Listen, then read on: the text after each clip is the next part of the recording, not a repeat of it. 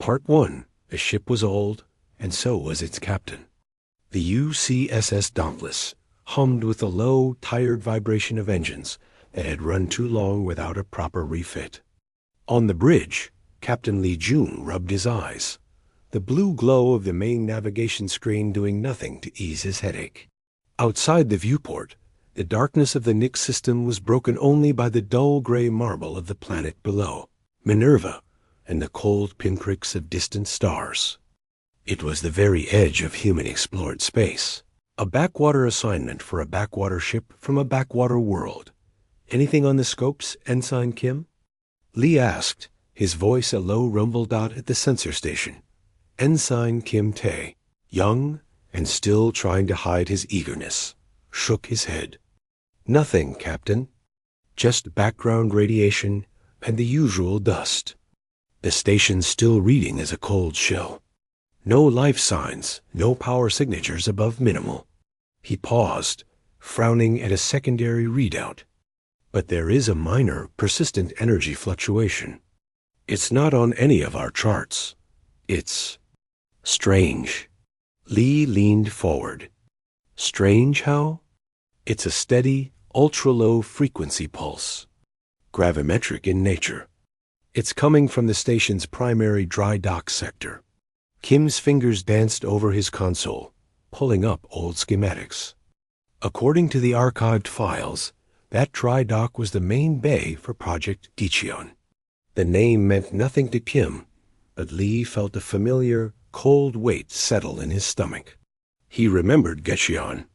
A decade ago, it was whispered about in military circles, a radical prototype warship, a secret project meant to give Earth a real edge.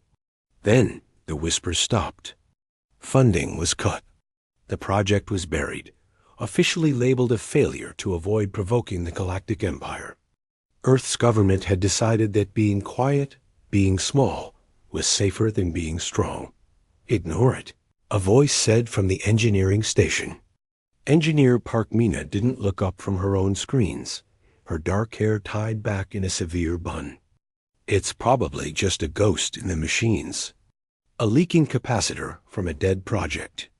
The Empire's patrols have passed this station a dozen times and never even pinged it. They think it's scrap. Because it is. Mina was the smartest person on the ship, possibly in the whole United Colonies fleet, and she knew it. She was also perpetually frustrated, her brilliance wasted on keeping the Dauntless' aging systems from falling apart. She had no patience for ghosts. Maybe, Lee said. But the weight in his gut disagreed. The Empire's contempt for human technology was total. Their ships were miles-long, gleaming monuments of power. Human vessels were insects to them. If they ignored this station, it was because they truly saw no threat. But Lee had been a young lieutenant when Dicheon was a dream. He remembered the feverish hope in the eyes of the designers. A hope that had been extinguished by fear. Set a course for the station, Lee ordered. Standard approach. Let's take a look at this ghost. The Dauntless swung around, its thrusters flaring. As they drew closer, the station filled the viewport.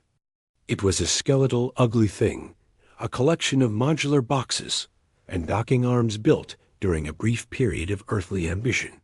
Now it was a tomb, drifting in silence. They docked with a gentle thud that echoed through the old ship's frame. Lee, Mina, and Kim suited up. The air inside the station was freezing and dead. Their helmet lights cut through the absolute black, illuminating drifting frost and abandoned equipment. They moved in silence, the only sound their own breathing and the soft magnetic clicks of their boots on the deck. The dry dock bay doors were sealed shut, covered in a thick layer of ice. Mina set up a portable cutter. This is a waste of time, Captain. Our environmental buffers are low. This place is a tomb. Just open the door. Engineer, Lee said, his eyes fixed on the massive seal. With a shower of sparks, the cutter burned through the lock. The doors, with a groan that shook dust from the ceiling, slid open a few meters and jammed. They squeezed through. Kim's gasp echoed in Lee's helmet. The bay was vast, dark, and cold, and in the center of it, held in place by skeletal clamps, was a ship dot. It was not like any ship Lee had ever seen. Empire ships were blocky, imposing, covered in weapon turrets. This vessel was sleek, almost organic. It was long and lean, its hull a matte black that seemed to drink the light from their helmets. There were no obvious cannons, no missile ports. Its surface was smooth, seamless, like a stone worn by a river. It was beautiful, and it looked utterly dead. But at its stern, where the engines should be, there was a subtle, deep purple glow. A hum, felt more than heard, vibrated up through the deck plates. The power fluctuation, Kim whispered. It's coming from that. Mina was already moving. Her scanner held out. Impossible, she muttered. This place has no external power source. No reactors online. But this ship, it's reading a steady, massive gravimetric field. It's like it's breathing, pulling zero-point energy from space itself. Her professional disdain was gone, replaced by pure, hungry curiosity. The theories behind this, they were only paper. They said it couldn't be built. Lee walked forward, placing a gloved hand on the hull. It was cold, but beneath the cold, he could feel the faintest tremor. A heartbeat. Can we get inside? He asked. Mina found a manual access panel, its cover frozen shut. She pried it open, revealing a simple physical keypad, an antique. It has a mechanical backup, probably for a construction crew. She punched in the old Universal Project Override code. Nothing happened for a long moment. Then, with a smooth, silent motion, a section of the black hull recessed and slid aside, revealing a dark airlock. Warm, stale air puffed out, forming crystals in the cold bay. They entered. The interior was clean, dark, and minimalist. The bridge was small, with 3 seats facing a curved, blank viewport. In the center of the main console, a single dormant panel suddenly glowed to life. A soft, androgynous voice filled the space, clear and calm. Project Gicheon prototype activated. Security lockdown in effect. State authorization. Lee exchanged a look with Mina and Kim. This was it. The forgotten dream. He cleared his throat. Authorization. Lee Jun, Captain, United Colonies Ship Dauntless. We are here on a survey mission. Authorization not recognized, the voice replied. Primary user protocols require project lead or military command override. Mina stepped forward, her eyes scanning the console. It's an old military-grade AI, Guardian class. Let me try something. She accessed a service port on her suit's computer, linking it directly to the console. Her fingers flew. It's been in low-power standby for years, listening, learning. Its core directive is preservation and defense of the prototype. She typed furiously, and I think I can reason with it. Explain, the AI voice said. The project that built you is terminated, Mina said, speaking clearly. Your creators are gone. The government that funded you has ordered this station abandoned. You have been forgotten. There was a long pause. Acknowledged. That correlates with external sensor logs spanning 9.7 standard years. Query, what is the current status of Earth and its colonies? Lee answered this time. Subjugated. Tolerated. We are a minor power under the Galactic Empire. They consider our technology primitive. They think this station is scrap. Another pause, shorter. Query, what is the threat profile of the Galactic Empire? Before Lee could formulate an answer, Kim's voice, tight with panic, burst over their suitcoms from the Dauntless. Captain, emergency transmission, colony-wide frequency. It's from the Artemis outpost, 3 systems forward. They're under attack. Empire ships just jumped in. They're not even hailing. They're just firing. The outpost is gone, sir. The signal just cut off. The blood drained from Lee's face. The Empire. They were finally done with tolerating. On the Gicheon's console, new data began to stream long-range sensor feeds. Kim was patching through. They saw the sleek, hateful shapes of Empire destroyers, the fiery blossoms of human habitats dying in silence. The AI's voice broke the terrible silence, its tone unchanged, calm. Threat profile updated. Primary directive amended. Preservation protocol now includes the defense of designated human assets. Do you require tactical support, Captain Lee Jun? Lee stared at the screen, at the destruction, then at the sleek, dark ship around him. The Empire's ignored scrap. Earth's forgotten prototype. He looked at Mina, who gave a slow, fierce nod. He looked at Kim's horrified face on the com screen. Yes, Lee said, his voice hardening, the weariness burning away. We do. The calm voice of the AI Guardian hung in the air. On the main console, the sensor feed from the Dauntless showed the last terrible moments of the Artemis outpost. The Empire ships were moving away from the expanding cloud of debris, forming up into a new formation. Their course projection flashed on the screen. It was a direct line toward the Nix system. They are conducting a purge of all outer colonial assets, Guardian stated. Their vector suggests this station is their next logical target of opportunity. Estimated arrival in this system, 47 minutes. Kim Tae's voice came through the comms again, high with stress. Captain, Command is ordering a full retreat. They're telling all outer patrols to fall back to the core systems. They say we cannot provoke a wider conflict. Lee Jun felt the old frustration, the bitter resignation, rise in his throat. Retreat. Hide. That was always the order. What about the colony on Minerva? He asked, pointing to the planet below them. Evacuation transports are launching, but they're slow, sir, Kim replied. They won't all get away before the Armada arrives.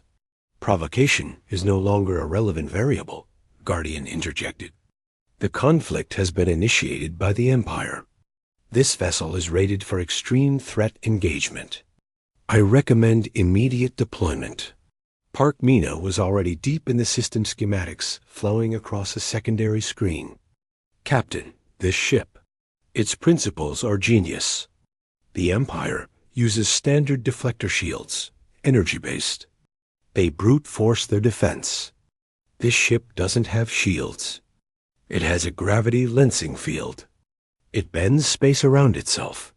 Their weapons would literally curve around us if calibrated correctly. And our weapons?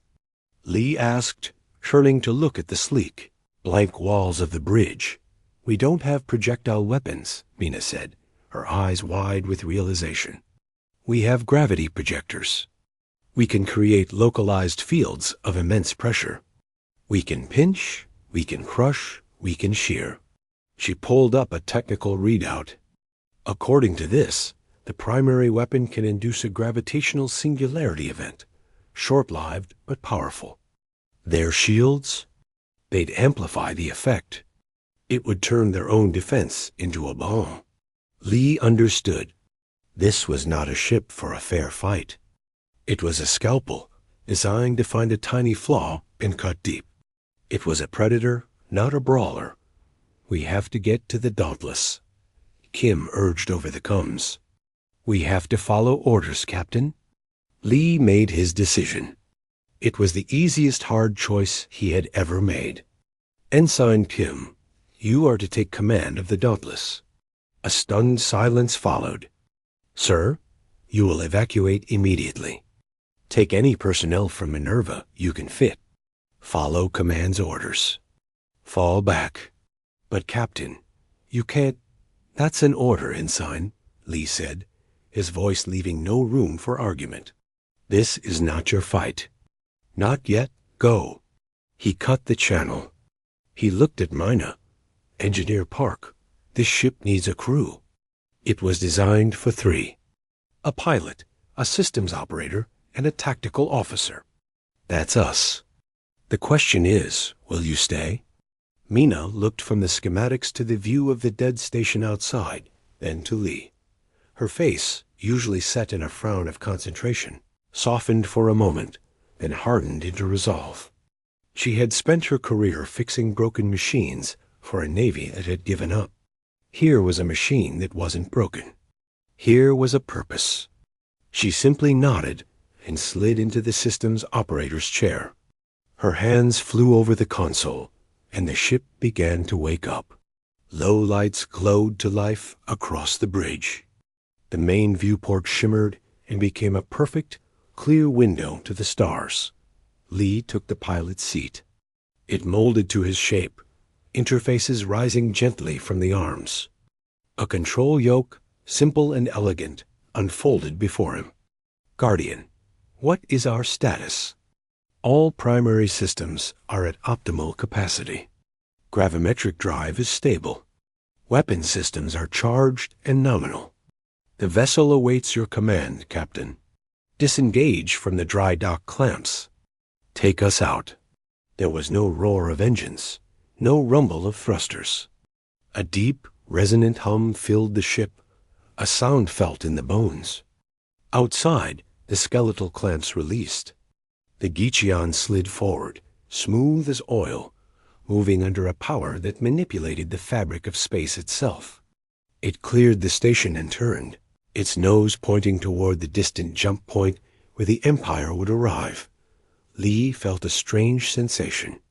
The ship responded not to his physical inputs, but to his intent. A slight thought of turning was answered instantly. It was like an extension of his own body. He saw the Dauntless on the sensors, engines flaring as it moved to orbit Minerva, preparing to help the fleeing transports. He said nothing. There was nothing left to say. Imparti Armada is entering the system. Guardian announced. Dot space near the system's edge twisted and tore. 1, then 3, then 12 massive shapes emerged from faster-than-light travel. Empire battleships. They were like floating cities, covered in weapon batteries and glowing with fierce blue shield energy. At their center was a vessel larger than the others, a monstrous dagger shape, a command ship. They moved with arrogant, slow purpose, a wall of inevitable destruction. They have detected the Dauntless and the evacuation signals from Minerva, Mina reported, her voice tight. They are ignoring us completely. Our profile is too small. Our energy signature doesn't match any known warship class.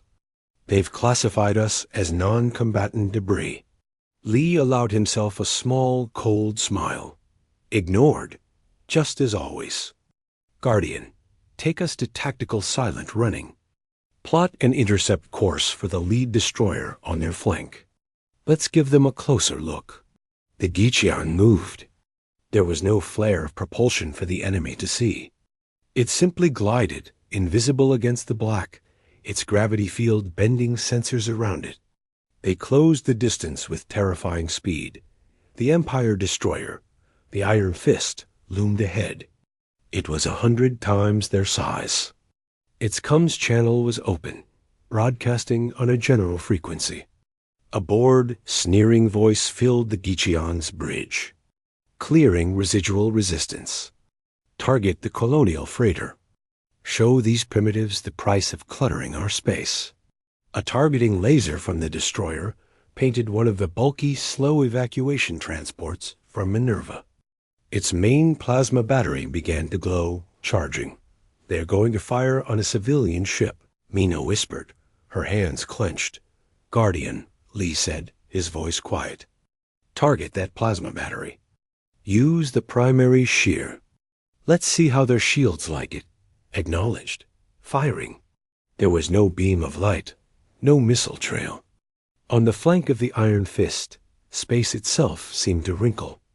A point of impossible darkness, smaller than a fist, flashed into existence for a fraction of a second right against the ship's shield.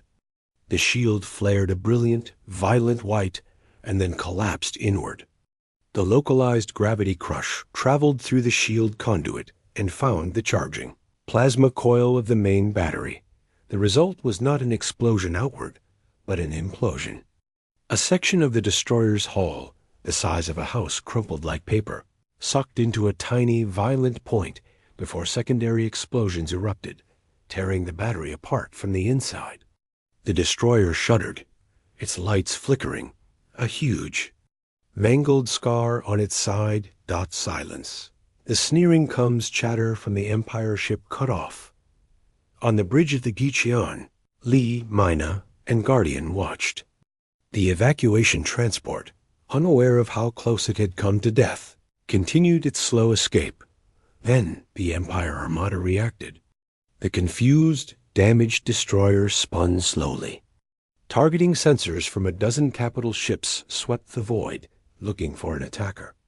They still didn't see the Gicheon. They saw nothing. New classification, Mina said, a hint of triumph in her voice. They've upgraded us from debris to unknown stealth hazard. The command ship at the center of the Armada pulsed with light. 3 cruisers broke formation, moving with purpose toward the area where the Iron Fist had been hit. Their shields glowed brighter, powered to maximum. They began firing random, sweeping volleys of plasma into the dark, hoping to hit what they could not see. Lee grasped the control yoke. The Empire was no longer ignoring them. The prototype had their attention. Now, it was time to teach them why that was a mistake. The sudden, silent destruction of the Iron Fist's main battery sent a ripple of confusion through the Empire Armada. On the bridge of the Gicheon, the only sound was the low hum of the gravimetric drive, and Mina's rapid breathing as she monitored the enemy's reaction. 3 cruisers inbound, she said, her eyes glued to the tactical display. They're spraying plasma fire in a wide pattern. They're trying to flush us out. Their shields are at maximum. Captain Lee Jun watched the incoming ships on the main viewport. They were huge, angular, and angry, their weapons blazing. To them, this patch of space was empty. He could feel the Gicheon around him, a quiet, coiled presence waiting for his command. Guardian, can they hit us with that? Unlikely, Captain. I replied calmly. Our gravity lens diffuses directed energy fire. Probability of a direct impact is below 2%. However, a sustained barrage in our immediate area will cause sensor disruption. Lee nodded. The ship was a ghost, but even ghosts could be shaken by enough noise. Then let's not stay in one place. Plot a slingshot course around the crippled destroyer. Use it for cover. The Gicheon moved. There was no burst of acceleration, just a smooth, unnatural shift in momentum. They slid behind the drifting, wounded Iron Fist, using its bulk as a momentary shield. The random plasma bolts splashed against the destroyer's hull, causing fresh damage and surely infuriating its crew. The cruisers are changing tactics, Mina reported. They're spreading out, trying to triangulate our position with scanner pulses. Standard anti-stealth protocol. Lee saw the strategy. They were trying to box the ghost in. On his display, he saw the 3 ships forming a wide net. He also saw the rest of the Armada. The massive command ship and its remaining escorts were holding position, their weapons now trained on the space around them, but they were not advancing. They were confident. 3 of their cruisers were more than enough to handle a single, sneaky pest dot. This arrogance was their weakness. Lee knew the Gicheon was not a brawler. It was an assassin. We take them one at a time, he said. Target the lead cruiser on the left flank, the one called Final Judgment. Mina, I need you to find a pattern in their scan pulses. I want to move in the gaps. Mina's fingers danced across her console, algorithms streaming. Their pulses are regular, every 4.2 seconds. There's a half-second blind spot between cycles. That's our window, Lee said. Guardian, sync our movement. On my mark, we go for the engine cluster. A shear to the primary thrust conduit. Acknowledged. Weapons ready. Lee watched the pulse timer Mina had put on his screen. The numbers counted down. 3, 2, 1. Now, the Geechion shot forward. To the Empire crews, it would have been a phantom blur if they saw anything at all. They closed the distance to the final judgment in a heartbeat. As they passed along its massive starboard side, Lee saw the intricate details of its hull through the viewport, the glyphs of the Empire, the scorch marks from old battles. Firing, Guardian stated. Again, there was no flash. Near the stern of the final judgment, space twisted. The gravitational shear was like an invisible, cosmic knife. It sliced through the layered armor and found the main energy feed for the engines. There was a brilliant blue-white flash as the containment failed, and then the entire rear quarter of the cruiser erupted in a chain reaction of explosions. The ship began to drift, dead in space, its power systems cascading into failure. The other two cruisers reacted instantly, swinging their heavy bow cannons toward the explosion and firing. But the Geechion was already gone, slipping back into the void during the next sensor-blind spot. One disabled, Mina said, a fierce grin on her face. They're angry now. The other two are launching fighter drones. Hundreds of them. Small, dart-like shapes poured from the cruiser's bays, swarming like angry insects. They were too small for the gravity shear to be efficient, and their combined fire could overwhelm the lensing field. New tactic, Lee said, thinking fast. They want to fill the space with targets and fire. Guardian, can we use a wide dispersal gravity pulse? A push, not a cut? Affirmative. A low-yield spatial distortion can be emitted in a spherical wave. It will not destroy the drones, but it will disrupt their formation and navigation. Do it. Let's clear the area. The Geechion hummed deeper. A visible ripple, like heat haze, expanded from the ship in all directions. It washed over the cloud of drones. The effect was immediate and chaotic. The drones were thrown off course, tumbling and spinning, their precise attack formation dissolving into a confused cloud. Many collided with each other in silent, small explosions. Seizing the moment, Lee aimed for the second cruiser, the Skybreaker. This time, he went for the command deck. A pinpoint shear, right at the base of their bridge tower, target locked. The invisible force reached out. On the Skybreaker, the heavily fortified bridge section suddenly shuddered. The viewports did not blow out. They were crushed inward. The entire tower structure crumpled in on itself as if made of foil. The cruiser's lights flickered and died, its forward momentum bleeding away as it became a silent, dark tomb. Only one cruiser remained. The Oblivion's call stopped its advance. It began to fire wildly in every direction, its plasma cannons overheating. It was the reaction of something terrified, of a predator it could not see. On the Empire command ship, the Admiral was no longer bored. Lee could imagine the scene: panic, shouted orders, disbelief. The Armada's formation, once a perfect wall of power, was now tightening defensively around the flagship. The remaining 8 destroyers moved into a protective sphere. They're not ignoring us anymore, Mina said softly. She pulled up a long-range scan. The command ship, its main weapon is powering up. Massive energy spike. It's a planet-killer class beam, Captain. They're not aiming at us. They're aiming at Minerva. Lee's blood went cold. He looked at the planet below, where the last evacuation transports were still struggling to reach orbit. It was a final, brutal message. They couldn't find the ghost ship, so they would destroy the reason it was fighting. They would erase the colony to punish the Protector. They are giving us a choice, Captain, Guardian observed. Reveal ourselves to intercept the beam, or allow the colony's destruction. The beam will fire in approximately 90 seconds. Lee closed his eyes for a second. This was it. The test. He could stay hidden, save the ship, and watch thousands die. Or he could step into the light. He opened his eyes. We don't let them make that choice. Guardian, drop the stealth field. Broadcast our identity on every frequency they use. Put us right between that flagship and Minerva. Mina looked at him, shocked, then nodded and understanding got the Geechion's gravity lens relaxed. To the Empire sensors, the small, sleek black ship simply winked into existence. A silent speck against the vastness of space, positioned directly in the firing line of the colossal command ship. On the main comm channel, a new, furious voice erupted. Unknown vessel.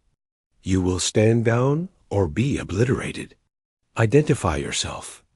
Lee leaned forward, opening a channel. His voice was steady. This is Captain Lee Jun of the United Colonies prototype warship Geechion.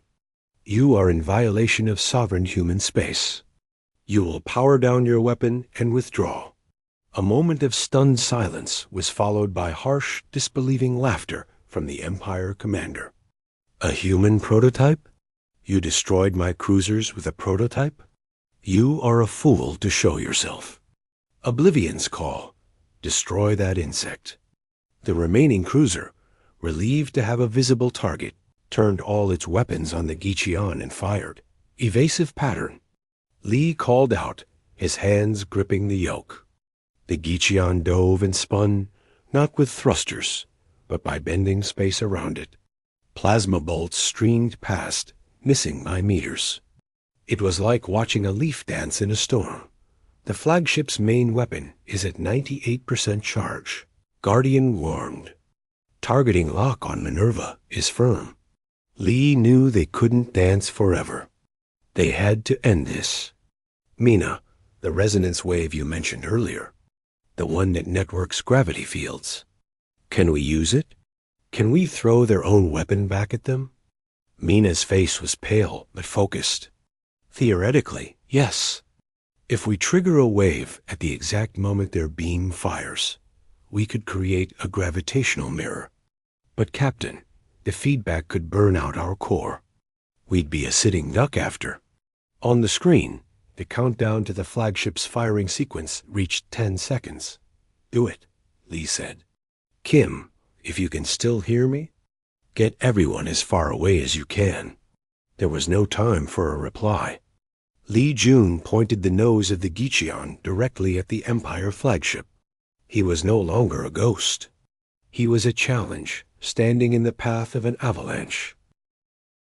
The 10-second countdown to the flagship's firing sequence felt like a lifetime.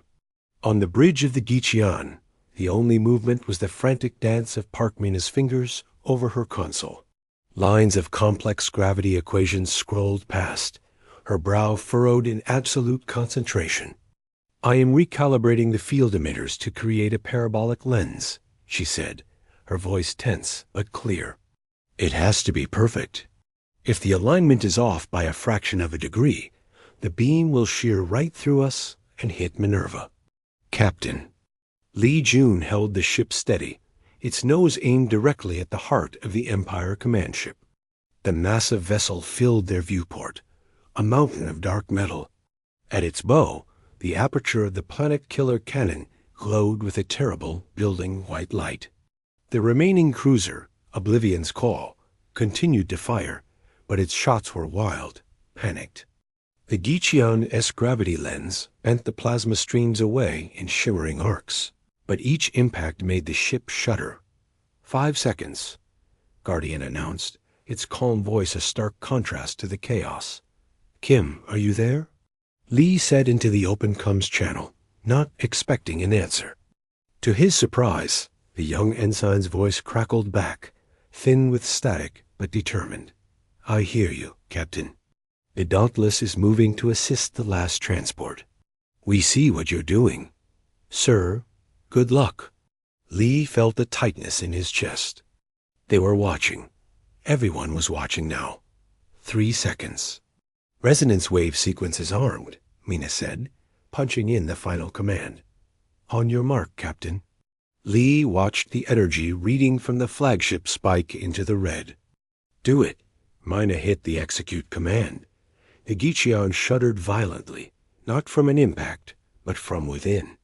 A deep, resonant groan echoed through its frame, as if the ship itself was straining. From the smooth, black hull, no visible energy erupted. Instead, space in front of the ship began to warp. It was like looking at a reflection in a funhouse mirror, but on a cosmic scale. A vast, shimmering lens of distorted reality formed between the Gicheon and the Empire flagship Dot at that exact moment. The flagship fired. A column of pure, annihilating white energy, wide enough to swallow a city, lanced from the cannon. It crossed the void in an instant, aimed to vaporize the colony on Minerva. Instead, it hit the gravitational lens the Gicheon had created. The effect was not an explosion, but a refraction.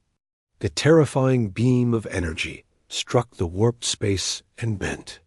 It curved sharply, following the shape of the gravitational lens, and reflected directly back along its own path, on the bridge.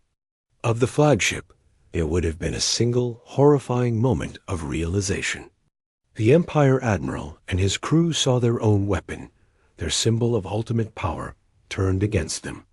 The reflected beam, slightly diffused, but still overwhelmingly powerful, slammed into the flagship's bow, the ship's forward shields. Already taxed, and not designed to repel an attack of this magnitude from point-blank range, flared a brilliant, desperate blue for a millisecond before failing. The beam tore into the hull, melting through meters of armor, igniting internal explosions that raced through the ship's spine like fire through a fuse. A silent, spectacular flower of light bloomed in the dark where the Empire command ship had been. Secondary detonations lit up its length as magazines and power cores cooked off. In less than 20 seconds, the mighty flagship was reduced to an expanding cloud of molten debris and frozen gas. The shockwave of destruction seemed to ripple through the rest of the Armada. The Oblivion's call ceased fire, drifting as if its crew was paralyzed by disbelief. The other 7 destroyers hung in space, their formations breaking down into confusion. Inside the Gicheon, the victory was brutal. Alarms shrieked. The lights flickered and died, replaced by pulsing red emergency glow. The deep hum of the gravimetric drive stuttered into an unhealthy whine. Smoke, acrid and sharp, hissed from a cracked console. Mina coughed, wiping her eyes. Primary gravity. Core is overheating. Field stability is at 15%. We've lost stealth capability and the main weapon. We're on emergency power only. Lee wrestled with the controls. The ship felt sluggish, heavy. Can we move? Barely. Short, slow burns on chemical thrusters only. The drive is offline. They were adrift, a wounded animal in a field of stunned predators. The view on the main screen, now powered by backup batteries, showed the horrific beauty of the dying flagship and the silent, looming shapes of the remaining Empire destroyers. The Gicheon had killed the giant, but the giant's guards were still very much alive. Then, a new signal appeared on the comms. It was from one of the destroyers, the new command vessel. The voice that came through was not sneering or angry. It was cold, measured, and filled with a new kind of hate. Unknown vessel Gicheon. You have destroyed an Imperial command ship. This is an act of war beyond measure. You will power down completely and surrender your crew for execution. If you do not, we will not merely destroy you. We will use planet breakers on every human colony from this sector to the core. We will burn your worlds to cinders. You have 10 seconds to comply. Lee looked at Mina. Her face was smudged with soot, her eyes wide with fear, but she shook her head firmly. Surrender was not an option. It never had been. But they were dead in the water. They had no weapons. They had played their only card. Then, Guardian's voice crackled from a damaged speaker, weaker but still present. Captain, long-range sensors detect a new fold space signature. Multiple vessels emerging at the system's edge. Empire reinforcements? Lee asked, his heart sinking further. Negative, Guardian replied after a pause. Profile analysis indicates United Colonies transponder codes. It is the Third and Fourth Fleets. On the screen, new icons appeared. Dozens of them. They were human ships, smaller and older than the Empire destroyers, but there were many. Cruisers, carriers, destroyers. Ships Lee had served on. Ships he thought would never leave the safety of the core systems. At their head was the UCSS Resolute, the flagship of the United Colonies. A new voice filled the channel, strong and clear. Empire Armada, this is Admiral Choi Hyan of the United Colonies Navy. You are ordered to stand down and withdraw from human space immediately. The Empire commander's response was furious. You dare? After what this thing has done? We dare, Admiral Choi replied, his voice hardening. You attacked our colonies without provocation. You were defeated by a ship you called Scrap. Look at it now. Look at your flagship. The equation has changed. You can fight the rest of our fleet, and you might even win. But you will do it with that prototype still out here, watching, learning. And you have no idea what else it can do. Withdraw. Now, a tense silence stretched across space. Lee could imagine the frantic, furious debate happening on the Empire destroyer. They had lost their leader. They were damaged, confused, and now faced with a full human fleet and an unpredictable, terrifying weapon they did not understand. Finally, the Empire commander's voice returned, clipped and venomous. This is not a surrender. This is a tactical pause. The Empire does not forget. One by one, the Empire destroyers turned, their thrusters glowing. They moved toward this system's jump point, leaving the wreckage of their comrades behind. The Oblivion's call was the last to go, turning its battered hull away from the Gizion, as if it were a cursed object dot as the last enemy ship vanished into fold space. The silence on the Gizion's bridge was profound. The red alarm lights continued to pulse. The smell of burnt wiring was strong. Lee slowly released the control yoke, his hands stiff. He looked at Mina, who let out a long, trembling breath she seemed to have been holding for an hour. On the comms, Admiral Choi's voice returned, softer now. Captain Lee Jun, are you receiving? Lee opened the channel. We're here, Admiral. A little worse for wear. You have just rewritten history, Captain. That ship, we were told it was a failure. Lee looked around the damaged, silent bridge of the prototype that had just broken an Armada. It seems the report was premature, sir. A shuttle is on its way to you. We'll get you and your engineer aboard the Resolute. And, Captain, bring every bit of data that ship has. It appears we have a lot to learn. The channel closed. Lee leaned back in his chair, the full weight of exhaustion crashing down on him. Outside the viewport, the stars were clear again, no longer hidden by the glare of weapons or the bulk of enemy ships. Among them, the gentle lights of the human fleet moved, a promise of safety. The Gizion, Earth's ignored prototype, hung silent and wounded in the void. It had done its job. It had not been ignored anymore. It had been seen. And for the first time in a long time, the Empire had been forced to look away. The shuttle from the UCSS Resolute was a sterile, bright tube of white light and quiet efficiency. It felt alien to Lee Jun after the organic, humming darkness of the Gizion. He and Park Mina sat silently on a bench, still wearing their stained flight suits. They watched through a small port as the shuttle drew closer to the massive human flagship. The Resolute was a blocky, practical ship, a symbol of Earth's defensive posture. Seeing it here, at the edge of known space, felt surreal. A medical team met them in the hangar bay, but Lee waved them off after a basic check. "We're fine," he said, his voice rough. What he needed wasn't a doctor. He needed to understand what came next. An ensign in a crisp uniform led them through the brightly lit corridors. Crew members stopped and stared as they passed.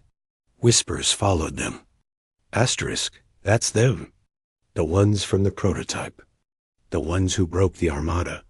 Asterisk, they were brought to the main briefing room. It was large, with a wide viewport showing the starfield and the distant, dark shape of the Gicheon, tethered to a repair dock like a captured beast. Around a polished table sat the senior officers of the fleet. At its head was Admiral Choi Hyon, a man with gray at his temples and eyes that had seen too many retreats. "Captain Lee? Engineer Park?" Choi said, nodding for them to sit. "The colony on Minerva is safe. Evacuation is complete, thanks in no small part to your actions. You've given us something we haven't had in a generation. A victory." Lee sat, feeling the weight of the photo room. "Thank you, sir. But the Gicheon is badly damaged. The core is fused. Guardian is silent. A price worth paying," said a sharp-faced woman, Commander Yoon-ji, the head of research and development. Her eyes were fixed on Mina. "The data we've already pulled is revolutionary. The gravity lensing alone. Do you understand what you were sitting on?" Mina met her gaze. "I understood enough to make it work when we needed it to. And we need it to work again," Admiral Choi said, his hands folded on the table. "The Empire has retreated, but they will be back. And they will not be ignorant next time. They will come with everything they have. Your prototype is no longer a secret. It is now a symbol. It is the proof that they can be hurt." Lee felt a cold knot form in his stomach. "What are you saying, sir?" "We are saying, Captain, that Project Gicheon must be revived. Not as one ship, but as a fleet.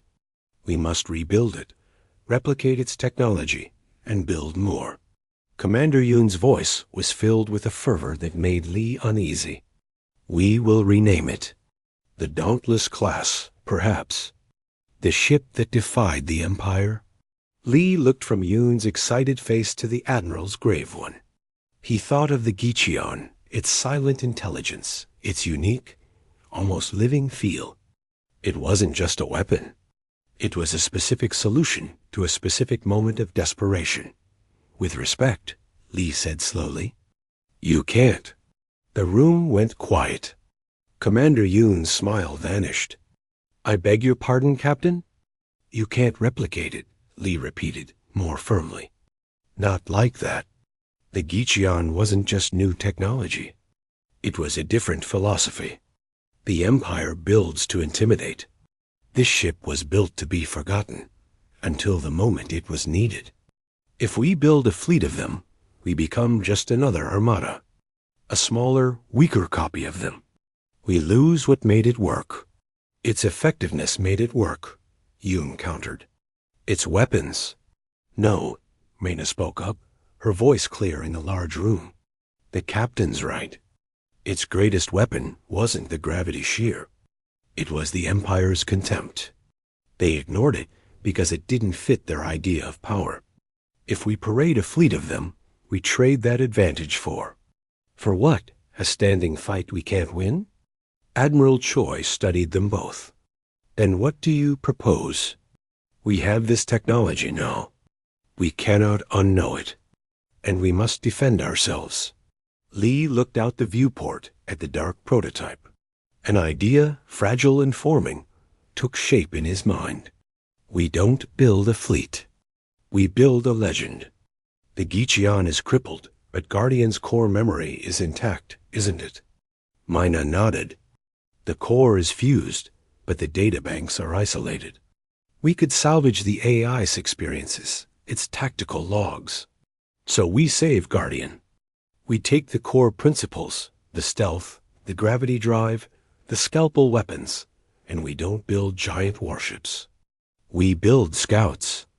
We build messengers. We build single-pilot vessels, smaller, even harder to see. We plant them in asteroid fields, in the atmospheres of gas giants, in the dark between stars. We don't challenge the Empire's might. We shadow it. We remind them. Lee leaned forward.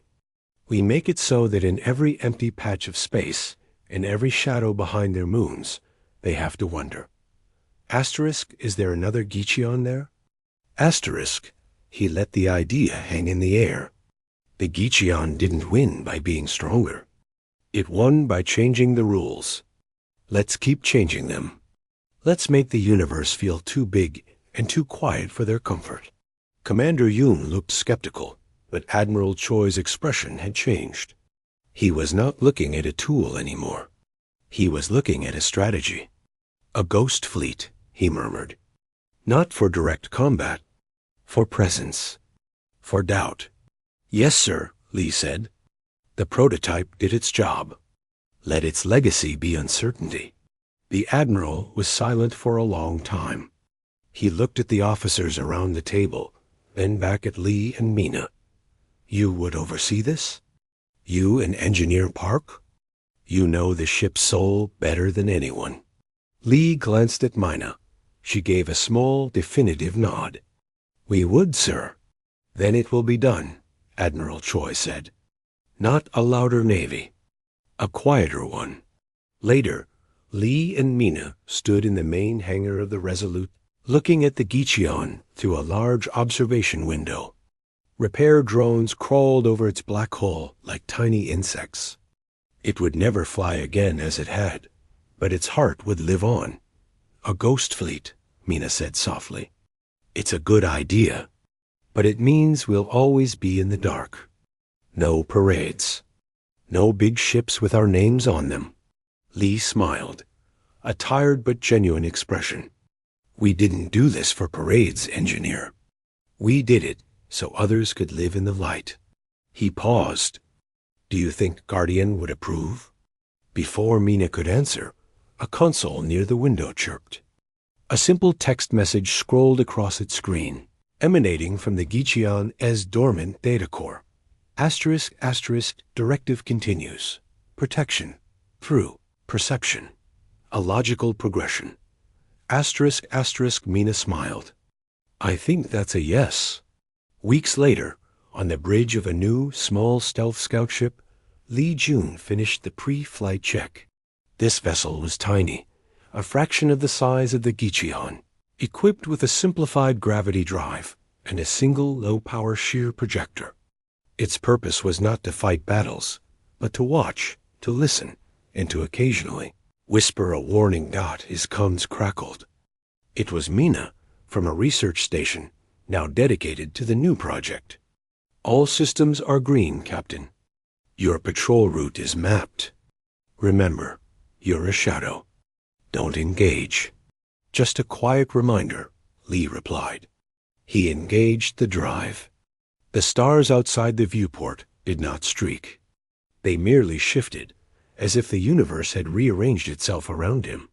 The ship, unnamed and unmarked, slipped away from the dock and melted into the deep black. Somewhere, in the glittering core worlds of the Empire, an admiral stared at a report about strange, unfixable sensor ghosts at the edge of their territory. He felt a familiar, cold unease. The war had not begun with a roar, but with a whisper. And the whisper was everywhere. Earth's ignored prototype had been destroyed. But its echo, its lesson, was just beginning to spread.